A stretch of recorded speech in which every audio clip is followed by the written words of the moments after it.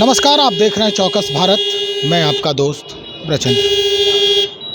दरोगा बहाली की जो प्रक्रिया हुई उसके रिज़ल्ट आ गए हैं और 1275 जो अभ्यर्थी इस परीक्षा में शिरकत किए थे उनके रिज़ल्ट पास आउट हो गए हैं। सब लोग जो हैं, जितने लोग गए थे, आज इसी बाबत हमारे साथ बातचीत करने के लिए छात्र नेता दिलीप हैं।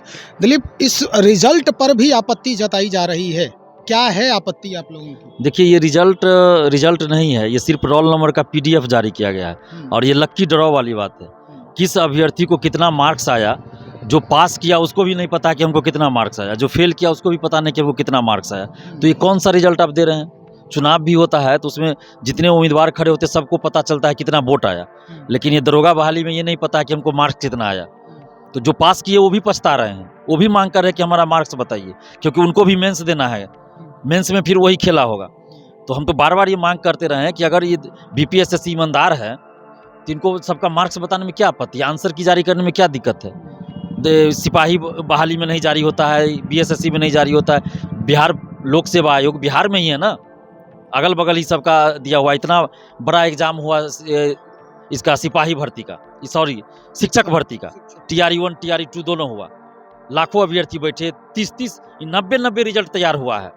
TRE 2 का देखिए 90 तरह का रिजल्ट तैयार हुआ, उसमें सबका मार्क्स बताया गया, OMR शीट जारी किया गया, आंसर की जारी किया गया। और यहाँ आप 1275 पदों पे निकाल रहे हैं, उसमें आप मार्क्स नहीं बता रहे। 5 लाख अभ्यर्थी है, नहीं बता रहे हैं। एक रिजल्ट आपको देना है, उसमें आप नहीं बता रहे हैं। तो क्या आपकी कार्य क्षमता नहीं है? ऐसी बात नहीं है, आपकी नीयत में खोट है, आप भ्रष्ट हैं, बेईमान हैं, चोरी कर रहे हैं, पैसा लेके बेच रहे हैं सीट दरोगा का, इसलिए ऐसा कर रहे हैं। हम तो मांग कर रहे हैं, पिछले 10 साल में जितना दरोगा की बहाली हुई है, एक बार CBI जांच करवा दिए, पता चलेगा आधा से ज़्यादा फर्जी लोग पकड़े जाएंगे। और इसीलिए देखिएगा, अगर कोई अभ्यर्थी RTI से मांगे ना कि हमको कितना मार्क्स आया आप बता दीजिए, या OMR शीट का छाया प्रति दे दीजिए, जवाब क्या आएगा कि बहाली की प्रक्रिया चल रही है, अभी आपको जानकारी नहीं देंगे। जब बहाली खत्म हो जाएगा उस समय RTI लगाएगा तो जवाब आता है कि नीलामी की प्रक्रिया चल रही है, OMR शीट की आपको जवाब नहीं। कौन सा जवाब हुआ? अगर ये ईमानदार होते तो जवाब देते। बीपीएससी पहले भ्रष्टाचार का अड्डा था, हम ही बोलते थे। अभी 1 साल से अच्छा काम हो रहा है, हम तारीफ कर रहे हैं। अभी कुछ भी आरोप लगता है बीपीएससी के चेयरमैन आके जवाब देते हैं, अभ्यर्थी वहां जाके मिलते हैं, उनको सारा चीज बता दिया जाता है। लेकिन यहाँ सिपाही बहाली, दरोगा बहाली में तो कुछ बताया ही नहीं जाता है। जो घमंड अभी KS द्विवेदी जी को है, वही घमंड SK सिंघल जी को भी था।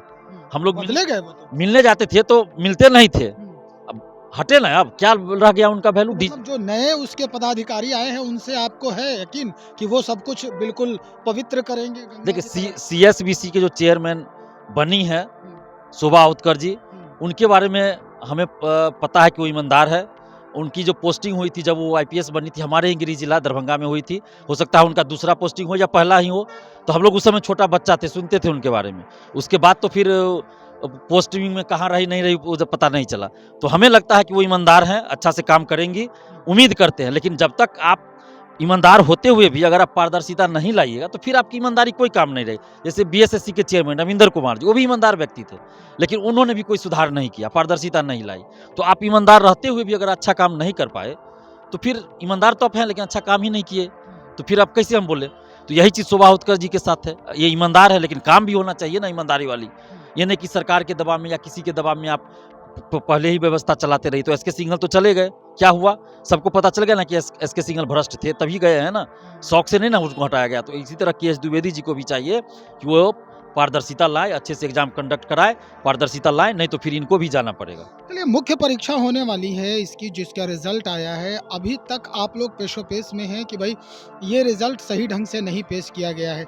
क्या आपको उम्मीद है कि फिर से विभाग के तरफ से या उस डिपार्टमेंट के तरफ से रिजल्ट को बढ़िया से मर्ज किया जाएगा, उसको देखा जाएगा, उसके बाद पब्लिश किया जाएगा? अगर नहीं किया जाता है दिलीप जी, तब आप लोगों का क्या स्टैंड होगा? देखिए, हम लोग तो सोच रहे हैं बड़ा आंदोलन बिहार में करने का, और इसलिए अभ्यर्थियों से बार बार अपील करें कि एकजुट होइए। कम भीड़ में आंदोलन करने से फायदा नहीं है। भीड़ ऐसा कि 50,000 कम से कम स्टूडेंट सड़क पे उतर जाए, तब होगा आंदोलन का असर। और सरकार को और आयोग को बात माननी पड़ेगी, और हम उसी आंदोलन की तैयारी कर रहे हैं। अभ्यर्थियों से बात कर रहे हैं, हर जिला में हम टीम बना रहे हैं, और जिस दिन ऐसा हो जाएगा कि हर जिला के स्टूडेंट तैयार हो जाएंगे, एक दिन पूरे बिहार में उतरेंगे, बिहार बंद करवाएंगे। मतलब ये आंदोलन बिल्कुल शांतिपूर्ण होगा। शांतिपूर्वक, बिल्कुल शांतिपूर्वक। हम लोग कभी हिंसा नहीं करते, बिल्कुल शांतिपूर्वक होगा, लोकतांत्रिक ढंग से होगा। चलिए, बहुत शुक्रिया जानकारी के लिए। छात्र नेता दिलीप हमारे साथ बातचीत कर रहे थे इस मुद्दे पर, दरोगा अभ्यर्थी के मुद्दे पर, जो रिजल्ट कल ही पब्लिश हुआ है और इस रिजल्ट के बाबत कई अभ्यर्थी ऐसे हैं जिनको उस जो परिणाम निकला है उस पर आपत्ति भी है, और इस आपत्ति के लिए छात्र नेता दिलीप अक्सर हाँ ये बात उठाते ही नजर आते हैं, ये बात कहते नजर आते हैं कि हम आपके लिए लड़ते रहेंगे। देखते हैं, नए पदाधिकारी बदले गए हैं और इस बदलाव के बाद परिणाम में कैसा बदलाव होता है, या मुख्य परीक्षा फिर से वही ढाक के 3 पात के तहत ही ली जाती है। इंतजार है हमें भी, और आप भी हमारे साथ इंतजार करें, बने रहें। बहुत शुक्रिया।